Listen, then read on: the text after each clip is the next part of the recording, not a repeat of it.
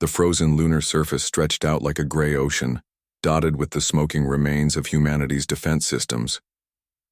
Captain Jack Miller crouched behind a shattered wall of the outer defense perimeter, his rifle clutched against his chest. 3 days. They'd been trapped for 3 days, and the Drithari warship still hung in the sky like black vultures waiting for their moment to strike.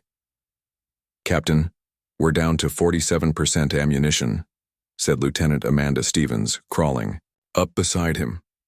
Her face was streaked with dust and sweat, her eyes hollow from lack of sleep. The alien pulse weapons had carved deep scars into the colony's protective dome, and each new attack sent tremors through the ground beneath their feet. Jack nodded grimly. "How many wounded in the medbay?"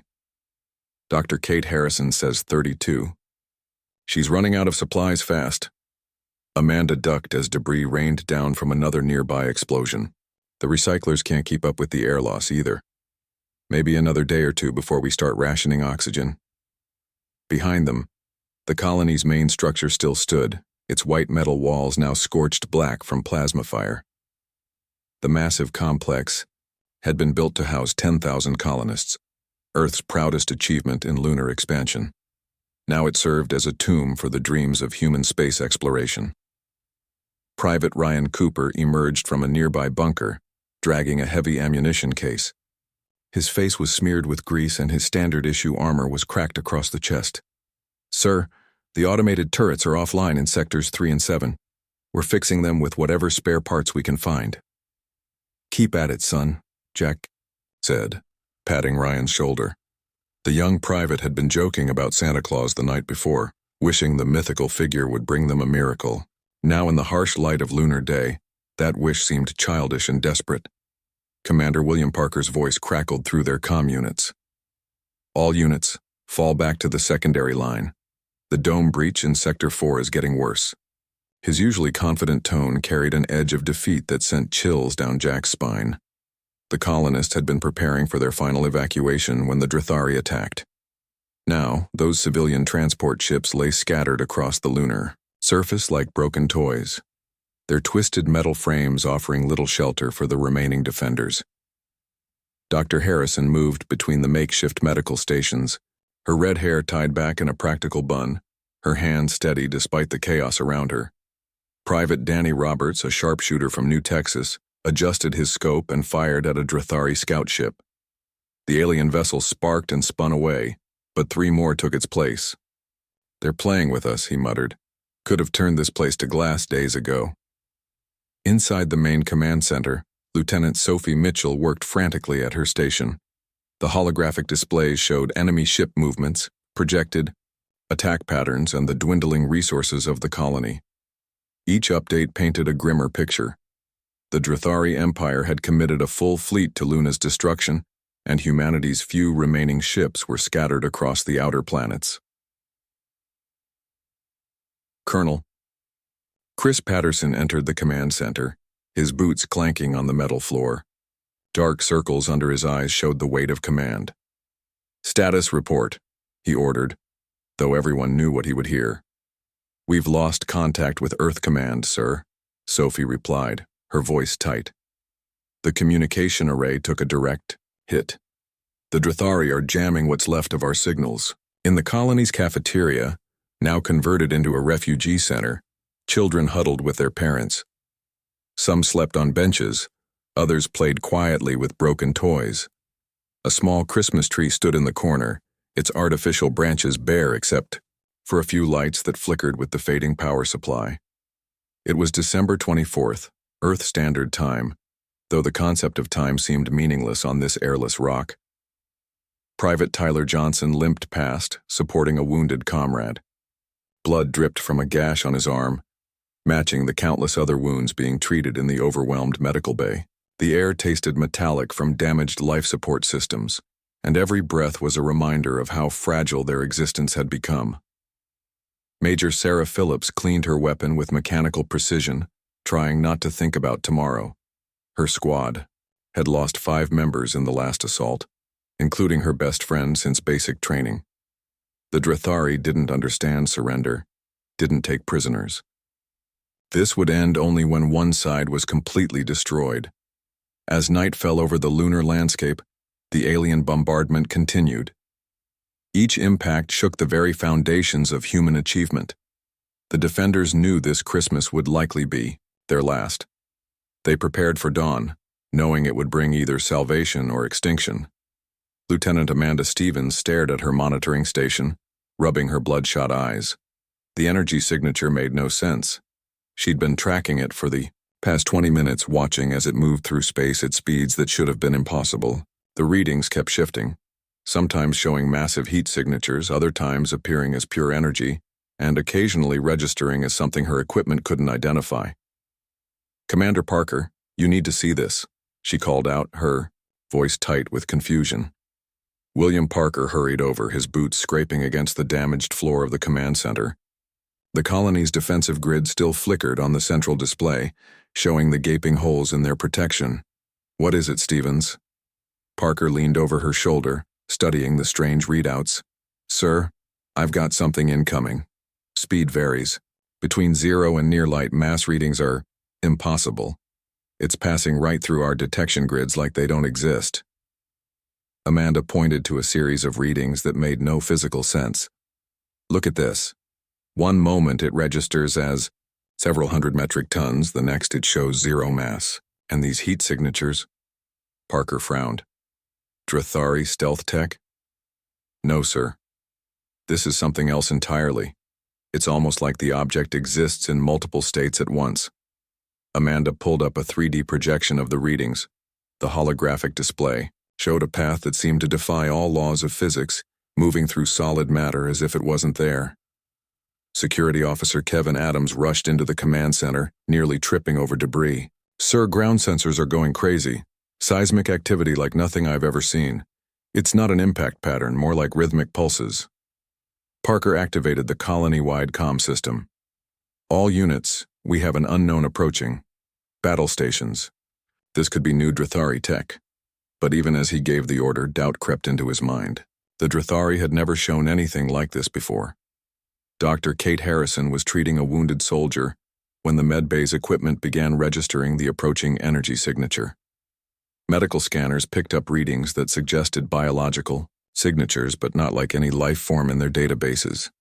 She looked up from her patient as monitors flickered with interference. "Nurse, are you seeing this?" she called to her assistant, who was recalibrating an oxygen unit. The colony's shields, already damaged from days of bombardment, began responding to the approaching object in ways that confused every technician. Where Drathari weapons had torn through their defenses, this signature seemed to pass through harmlessly. Colonel Patterson received reports from every section of the colony about systems behaving strangely. "Captain Miller, report to command immediately," Colonel Patterson ordered over the comm. Jack was in the armory with Private Ryan Cooper when the emergency call came through. They'd been discussing ammunition rationing when the lights flickered in a pattern none of them recognized. "Sir, what's happening?" Ryan asked, nervously checking his rifle. "I don't know, soldier, but gear up anyway." Young Billy Henderson sat in the refugee center with his mother, playing with a broken action figure. He looked up suddenly, his child's eyes wide. "Mommy, do you hear that? Sounds like bells." His mother listened but heard only the distant rumble of another explosion. "I don't hear anything, sweetie. Let's get ready to move to the shelter." But Billy was right. Throughout the colony, sensitive equipment was picking up something that couldn't quite be classified as sound traveling through the vacuum of space. The readings suggested music, celebration, and something else entirely impossible. Amanda Stevens tracked the energy signature as it approached Luna's orbit. Her hands shook as she updated the targeting computers, though something told her weapons wouldn't work against this phenomenon. The object seemed to be approaching from the dark side of the moon, emerging from what NASA had once called the Sea of Tranquility. "Sir," she reported, her voice trembling. "It's slowing down, entering lunar orbit. The mass readings are stabilizing at... This can't be right. It shows the size of a building but weighs as much as a mountain." Private Danny Roberts was on sentry duty at the main airlock when every alarm in the system went silent. The automatic defense turrets tracked across the sky but refused to lock target. His scope showed movement in the shadows beyond the colony's perimeter. "Command, I've got visual contact with something," he reported, his training warring with disbelief. "It's impossible to describe, like looking at a mirage, but it's solid. It's moving toward the main entrance." The temperature inside. The colony began to rise despite damaged climate control. Not uncomfortably hot, but noticeably warmer. Frost that had accumulated on damaged sections of the dome started to melt. Dr. Nathan Clark, the colony's EH.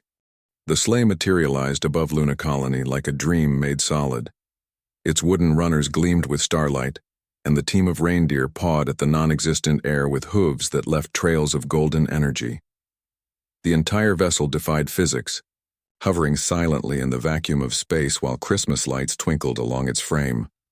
"Dear God," whispered Commander Parker, his military bearing crumbling as childhood memories rushed back.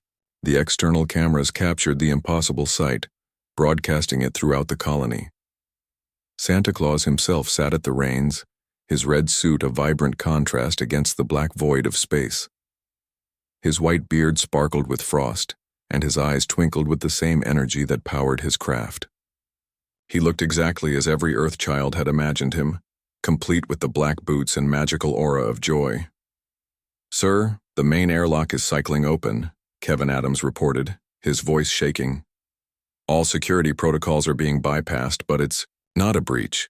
The system is granting access like this person has priority clearance." Jack Miller arrived at the main entrance with his squad, just as Santa Claus descended through the airlock. The jolly figure stepped inside with practiced ease, as if visiting besieged lunar colonies was a regular part of his Christmas route. Lieutenant Sophie Mitchell stumbled backward at the sight, her weapon clattering to the floor as her knees buckled.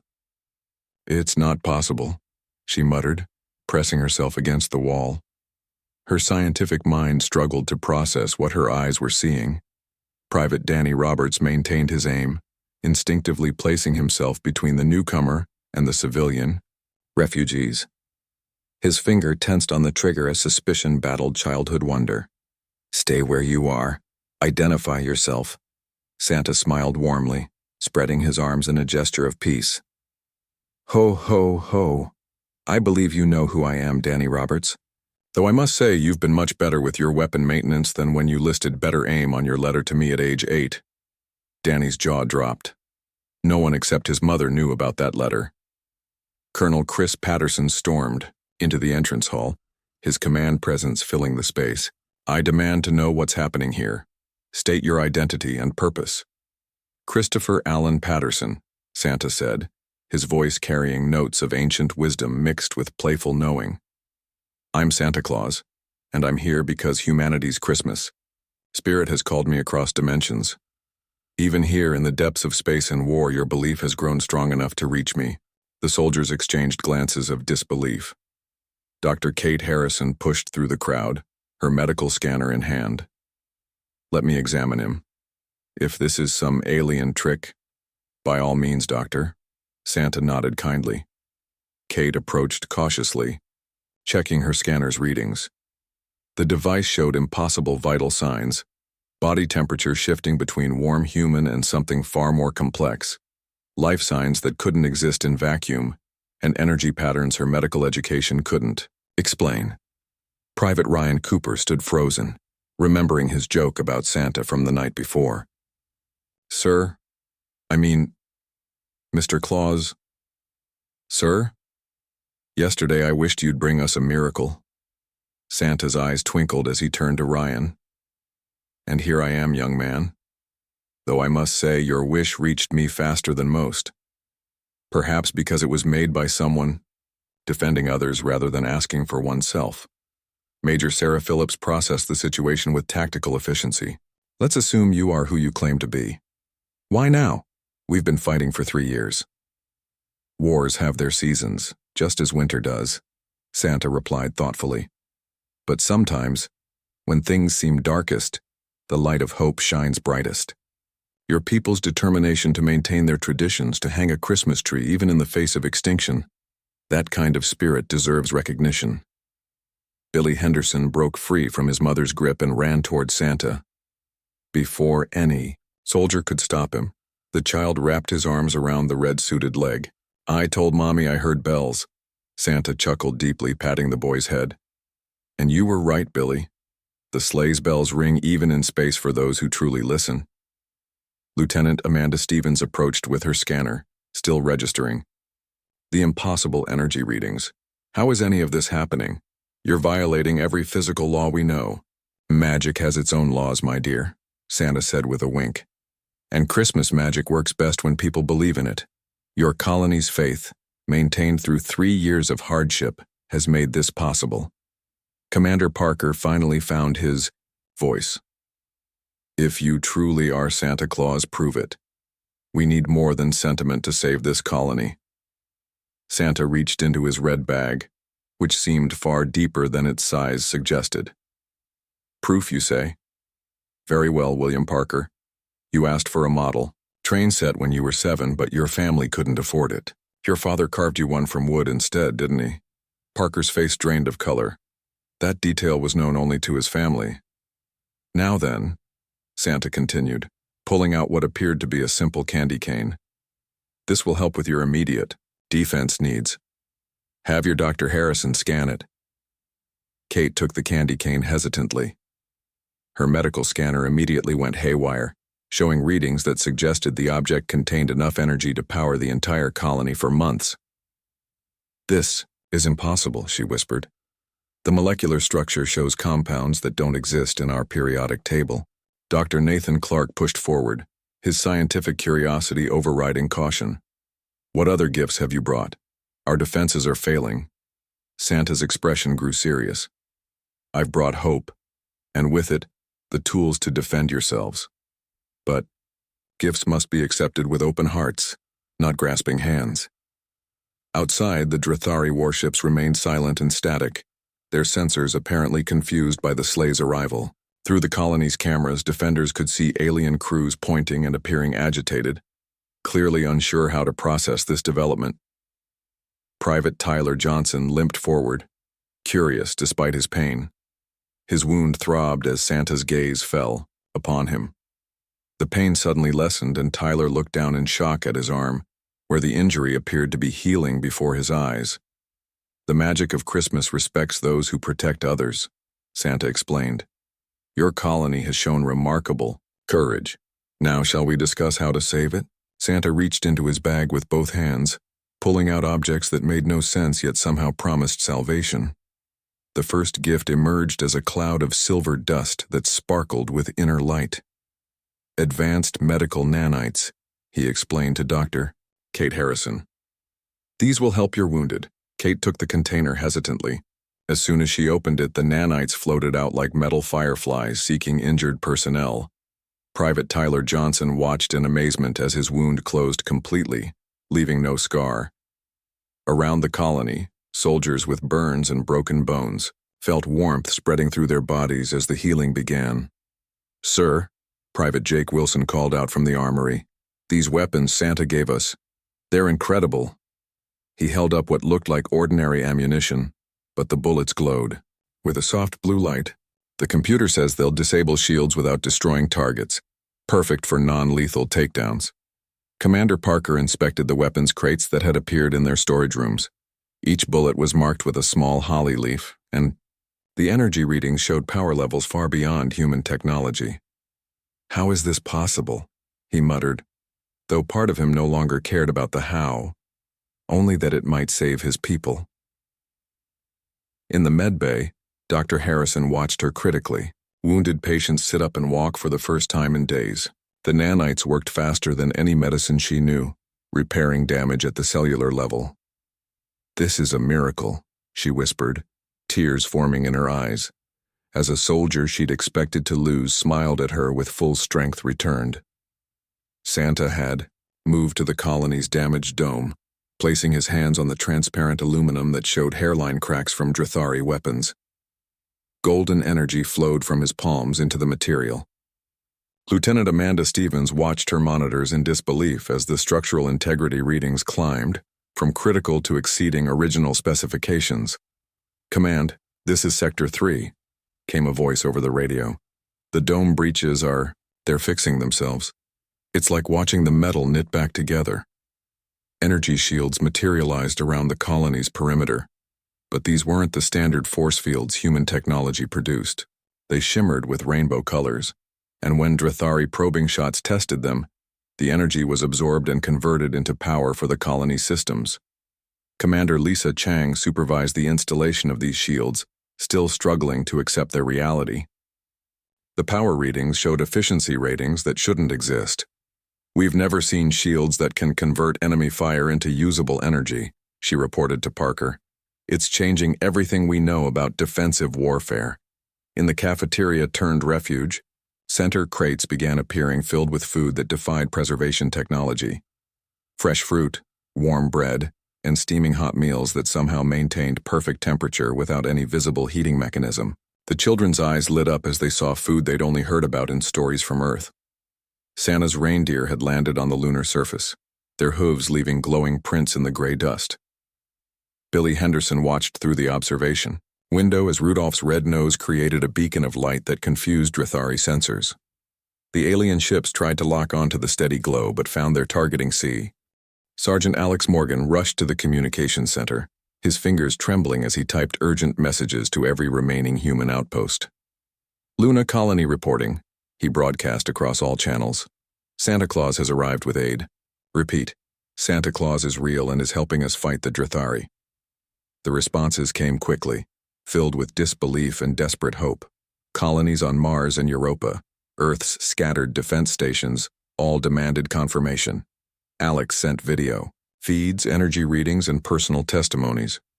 Within hours, every human in the solar system knew the impossible had happened.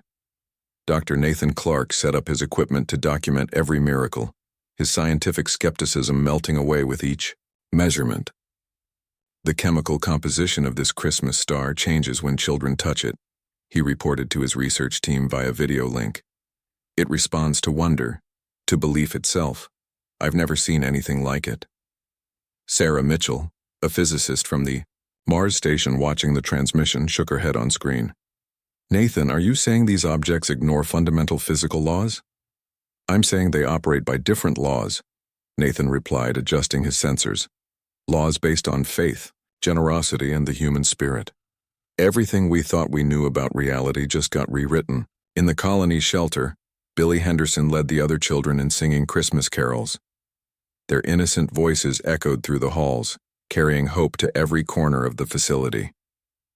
Jingle Bells transformed from a children's song into a battle anthem, with adults joining in spontaneously. Colonel Patterson watched through the security cameras as his hardened soldiers swayed to the music, some wiping away tears. Tough men and women who'd faced death daily now rediscovered something they'd lost in years of war: the ability to feel joy. The Drathari intercepted Earth's broadcasts and emergency meetings erupted across their command ships. Their translators struggled with the concept of Santa Claus. Admiral Zerth studied the intercepted transmissions, his multiple eyes narrowing in confusion. "These humans sing about a being who gives gifts to all children?" he asked his science officer. "During a war?" "Yes, Admiral. Their historical records show this tradition spans thousands of Earth years. They believe in him strongly enough to manifest physical manifestations of their faith." Zerth consulted with his war council. "Analyze their new defensive capabilities. Determine if this Santa Claus can be replicated or neutralized." But every Drathari analysis failed. Their scientific instruments couldn't explain weapons that refused to kill, shields that converted attacks into power, or the strange energy that healed human wounds instantly. Most disturbing to their military minds was that these gifts seemed specifically designed to de-escalate conflicts rather than escalate them. Major Sarah Phillips addressed her assault team, now equipped with Santa's weapons. "Remember, these weapons are designed to disable, not destroy. We're not here for revenge. We're here to push them back and show them we won't be defeated." Her soldiers nodded, checking their magical ammunition one final time. Private Jake Wilson looked at his weapon with newfound respect. "Sergeant Morgan says this could be our last real fight if we do this right." "How's your aim, Wilson?" Sarah asked with a smile. "Perfect, ma'am. These bullets know what to do. I just point and squeeze." In the medical bay, Dr. Kate Harrison documented case after case of miraculous recovery. Soldiers with third-degree burns showed no scarring. Broken bones knitted perfectly in minutes. Radiation sickness vanished as if it had never existed. This single vial of nanites has healed more people in one day than our entire medical staff managed in 3 months, she told her staff. If we could study this technology, Lieutenant Sophie Mitchell overheard and approached. We've tried. Scanning them, Doctor. The nanites disappear when we attempt to analyze them, leaving only notes saying, magic shouldn't be measured, it should be felt. Kate smiled sadly. Maybe some miracles aren't meant to be understood, just accepted. Commander, Lisa Chang organized the now healthy defenders into defensive formations. The colony's automated systems responded to Santa's improvements, showing efficiency ratings none of them had ever seen. Power distribution optimized itself. Air recyclers hummed with surplus capacity. The entire infrastructure seemed to pulse with new life. Private Tyler Johnson, now fully healed, tested the colony's repaired systems. Sir, we're showing 200% structural integrity on all damaged sections. The repairs aren't just fixing what was broken, they're making everything stronger. Jack Miller reviewed battle plans with renewed optimism. If we coordinate the counterstrike with Santa's gifts, we can end this siege without massive casualties on either side. Military chaplain Father Mike O'Connor held his first service in weeks. The chapel, damaged by artillery fire, had been miraculously restored. Stained glass windows that had shattered now depicted scenes of peace and hope. Soldiers of all faiths gathered to give thanks for their unexpected salvation. I've served in many wars, he told his congregation, but I've never seen faith made manifest like this. Whether you believe in God, Allah, Buddha, or simply the power of human spirit, what we've witnessed today transcends all our understanding of divine intervention. The Drathari continued monitoring human communications, growing more confused by the cultural phenomenon they were observing. Their psychologists noted a dramatic shift in human morale, a unified belief in the impossible that strengthened their resistance. Recommendation? Zerth asked his council. We observe, replied his tactical advisor. This Santa Claus has introduced variables our war simulations cannot predict. Traditional conquest strategies may not be viable. Meanwhile, Santa continued his rounds through the colony. He stopped at every station, every wounded soldier, every frightened child. His bag never emptied, producing exactly what each person needed most. Some received practical gifts, better weapons, healing salves, protective charms. Others received emotional support, photos from home, letters from loved ones, reminders that they were not alone.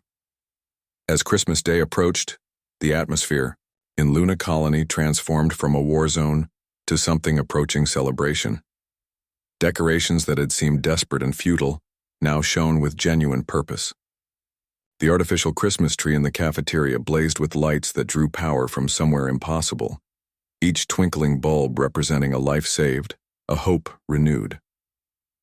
Amanda Stevens monitored all communications, watching as belief in Santa spread not just through the colony but across human space. Each testimony, each video of impossible healing and magical weapons created a wave of hope that reached the most distant human outposts.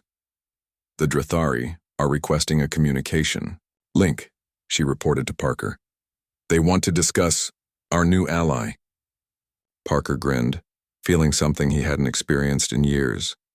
The absolute certainty of victory without the need for destruction. Tell them we're ready to talk, but remind them this is Santa's toy, and he prefers diplomacy to warfare. The attack began at dawn, lunar style. Santa's sleigh led the charge, its bells ringing across the vacuum of space in a way that shouldn't be possible. The reindeer pranced through the void, their hooves leaving trails of golden starlight that confused. Drathari targeting computers. All teams move out, Major Sarah Phillips shouted into her comm. Her assault group followed the sleigh's path, protected by shields that shimmered with Christmas magic. The Drathari opened fire, but their plasma weapons bent around the advancing humans, redirected by energy fields none of their scientists could explain. Private Jake Wilson fired his magic ammunition in controlled bursts. Each shot found its mark perfectly, disabling Drathari weapon systems without destroying them. "It's like the bullets know exactly where to hit," he reported, watching enemy turrets shut down harmlessly. Santa guided the sleigh in impossible maneuvers, looping through Drathari formations at speeds that defied physics. Dash and Dancer performed aerial tricks that created visual afterimages, making it impossible for alien sensors to track human fighter craft following in their wake. Lieutenant Emma Thompson coordinated ground forces with the Reindeer air support. "Rudolph is marking targets with his nose," she called out in amazement. Red beams painted enemy positions, allowing human artillery to fire with perfect accuracy using non-lethal concussion rounds Santa had provided. The Drathari flagship tried to retreat but found itself surrounded by a glowing aurora of Christmas light.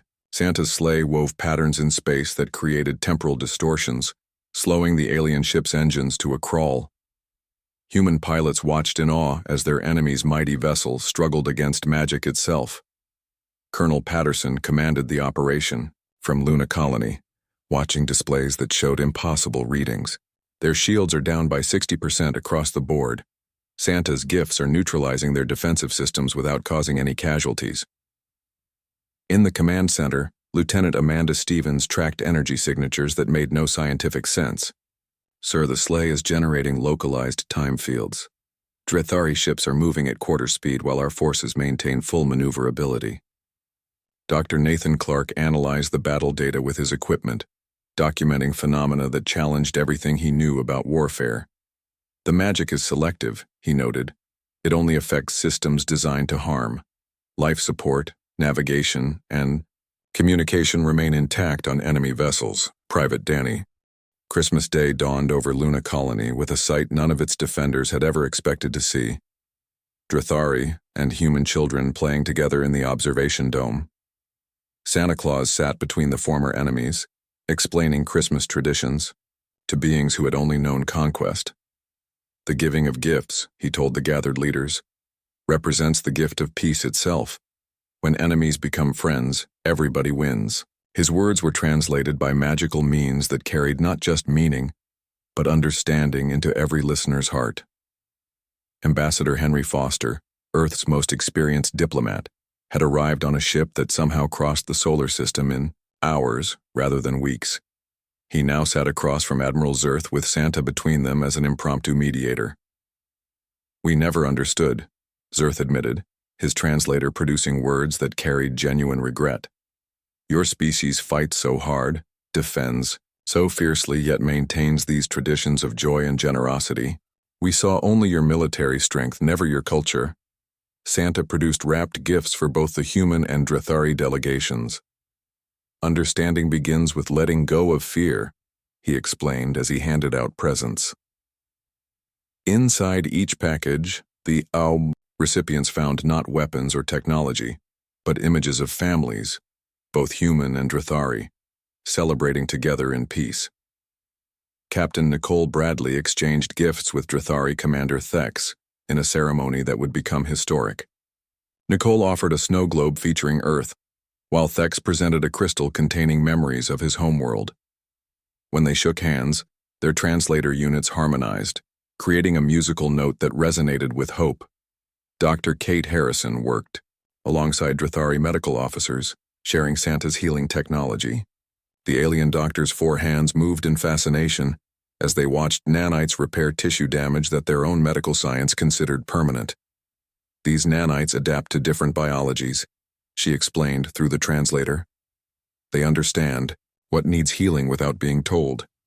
It's as if they operate on compassion itself." In the colony's temporarily expanded rec room, Private Justin Lee found himself teaching Drathari soldiers how to play poker, using Santa's candy canes as chips. Both species discovered that laughter sounded remarkably similar across planetary divides. "How did this happen?" Justin asked aloud. "Yesterday we were trying to kill each other, and today we're sharing snacks and games." A Drathari soldier named Krell clicked thoughtfully. "Your Santa created space where violence could not exist. We tried, but our weapons refused to harm. After that, continuing to fight felt wrong. Santa's reindeer provided joy flights for curious Drathari youth. Young ones from both species squealed with delight as Dasher performed loops around the lunar surface, leaving trails of stardust that sparkled in the Earth's distant light. Billy Henderson tugged on Santa's coat sleeve. "Mr. Santa, does this mean the war is really over?" Santa knelt down to the child's eye level. "Wars end when enemies stop seeing each other as enemies, Billy. Sometimes that takes years. Sometimes," he glanced meaningfully at the celebrating crowd, "it takes a little Christmas magic." The peace negotiations proceeded with unprecedented speed. Dr. Nathan Clark noted that Santa's presence seemed to accelerate understanding between species. Complex diplomatic issues that would have taken months to resolve were sorted out in hours. "It's as if the Christmas spirit makes compromise not just possible, but preferable," he documented in his growing files on magical phenomena. Private Tyler Johnson shared his family's fruitcake recipe with fascinated Drathari cooks. The aliens adapted it to their own tastes, creating what they named Unity Cake, a dessert that would become a traditional offering between the two species. Colonel Patterson signed preliminary peace documents alongside Admiral Zerth, their signatures appearing in both human script and alien glyphs. The pen Santa provided wrote in whatever language the reader understood best. Commander Lisa Chang organized cultural exchanges, realizing that the best defense against future conflict was mutual understanding. Human and Drathari personnel paired, up to learn each other's customs, languages, and favorite foods. Major Sarah Phillips hung up her combat gear in exchange for a Christmas sweater Santa conjured for her. "I've spent 3 years preparing for battle," she mused. "I never thought I'd need to know how to throw a peace party instead." The artificial Christmas tree in the cafeteria received ornaments from the entire Drathari fleet. Each alien ship contributed a decoration representing their home sector, creating a visual testament to unity that stretched throughout the colony's halls. Santa's sleigh made circuits around the lunar surface, the reindeer's bells creating a melody that both humans and Drathari found soothing. The sound carried impossible distances, reaching every outpost in the system with a message of peace. Lieutenant Amanda Stevens recorded energy readings that suggested Santa's magic was fundamentally changing the emotional resonance between the species. "Hostility registers as static in our communications," she reported. "Peace creates harmonic frequencies that make translation almost unnecessary." As evening fell, both species gathered for a joint Christmas carol session. The Drathari's 4 vocal cords produced harmonies humanity had never imagined possible. Silent Night took on new meaning when sung by voices that had recently been silent with hostility. Lieutenant Sophie Mitchell captured the historic moment with cameras and sensors. "I'm not just recording the end of a war," she wrote in her notes. "I'm documenting the birth of an alliance that was conceived in the spirit of Christmas itself." Santa prepared to depart on Christmas night, but not before ensuring the peace would hold. From his magical bag, he produced a book filled with pages that wrote themselves, recording every act of friendship and cooperation between the species. "As long as this book continues to write itself," he explained, "peace between your peoples will grow stronger. When conflicts arise, as they surely will, consult these pages. They'll remind you of the Christmas you shared when enemies became friends." The moon watched over a peaceful vigil that night, its surface no longer scarred by war but decorated with twinkling lights from both human and Drathari vessels.